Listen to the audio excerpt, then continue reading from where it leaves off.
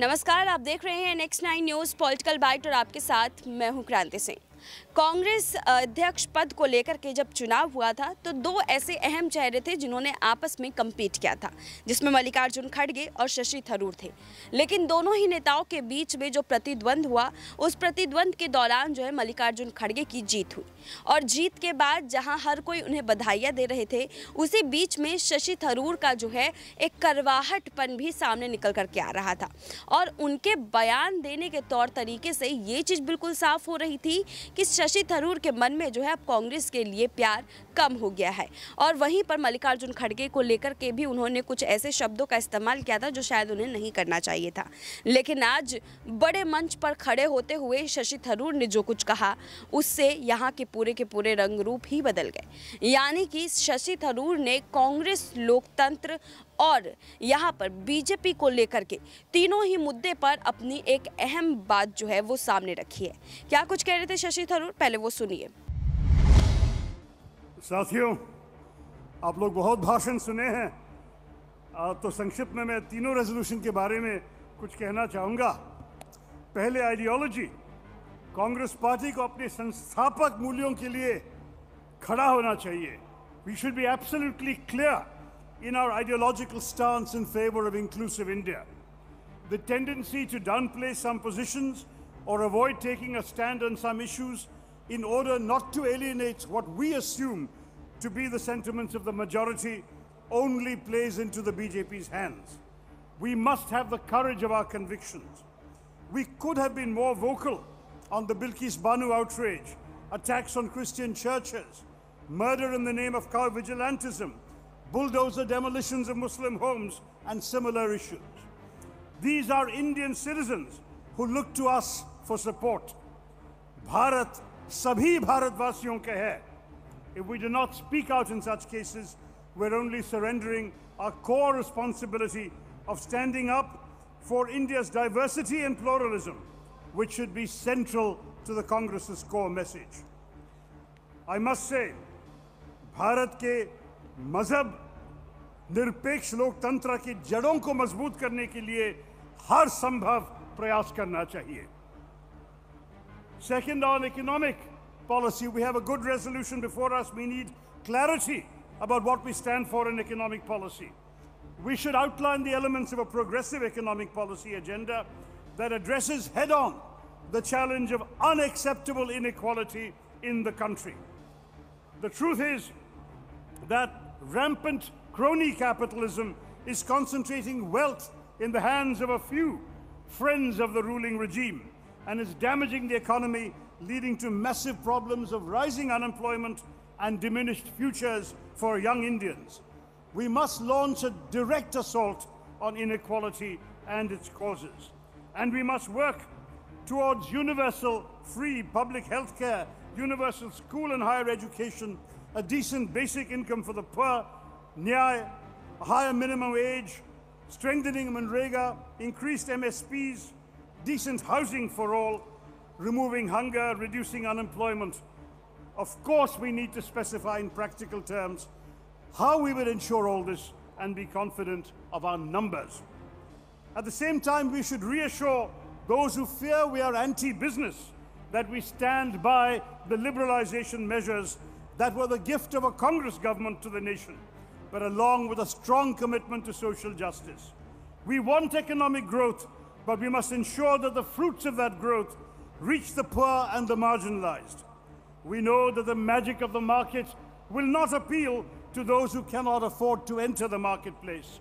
We must lift the poor up so they can enjoy the full benefits of our economy. Garibi Hatao remains our core calling, and we are proud of our record in pulling millions out of poverty during UPA rule. We remain committed to continuing the effort. India will not shine until it shines for all. And business people have a crucial role to play as wealth generators and job creators. In urban India, we must speak for the necessities that basic urban voters lack. Better public utilities like city transport, good roads, affordable housing, clean drinking water, decent education and government schools. All of this requires our voice as well, as well as perhaps a charge to restructure urban government and establish directly elected authorities to have the ability to make a difference in the lives of urban residents. India is a young country led by old people. We hold the world record for the largest gap between the average age of the population and the average age of the cabinet. Young Indians must believe we understand their aspirations and can be trusted to promote them in government.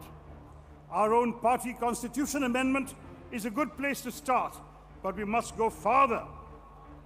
A digital revolution is upon us, and our youth must be ready to adapt to it. We must help them do so. I see vast opportunities for India, and we must seize them. At the same time, we must stay focused on climate change and pursue all avenues to combat this threat, even as we leverage some of the opportunities that will become available as the world transitions to cleaner technologies. International affairs. Foreign policy was long seen as an area of national consensus in which there was no Congress foreign policy or BJP foreign policy, only Indian foreign policy and Indian national interests. This tradition has sadly been undermined by the Modi government, which speaks ill of its predecessors abroad and refuses to take the nation into confidence on vital foreign policy issues, including what is happening on the LAC with China. It is shocking to hear our foreign minister say that China, or imply that China is too rich to stand up to. We must demand that Parliament be taken into confidence, that the nation be told what is our thinking about our vital national security interests. Foreign policy must again return to being a consensual national endeavor with bipartisan agreement and support. The fact is that India's future is bright as long as Congress fights the good fight. Bharat Jodo Yatra was a huge success, and it has revived the self-confidence of the party cadres. From here, let us send out a message of Congress Jodo. Bharat का भविष्य तब तक उज्जवल होगा जब तक कांग्रेस अच्छी लड़ाई लड़ते रहेंगे। माना राह कठिन है, पर चलना होगा। हमको खुद सूरज बनकर जलना होगा। आपस में हम जुड़े रहे तो जीतेंगे। ये काले दिन फिर जल्दी से बीतेंगे। एक धारा से चट्टानें कब कटती है, हमको एक दरिया बनकर बहना होगा। जीतना है तो मिलजुल कर रहना होगा। जीतना है तो मिलजुल कर रहना होगा। जय कांग्रेस, विजय कांग्रेस, जय हिंद। शशि थरूर के इस बयान से ये साफ हो गया है कि कांग्रेस के लिए जो है अब वो जी जान से काम करना चाहते हैं, लेकिन आने वाले समय में उनके तेवर क्या फिर से बदलेंगे या इसी तरीके से सटीक रहेंगे, वो तो देखना बेहद दिलचस्प होगा। आज के लिए बस इतना ही। देश दुनिया की तमाम बड़ी खबरों के लिए देखते रहिए नेक्स्ट 9 न्यूज़ पॉलिटिकल बाइट।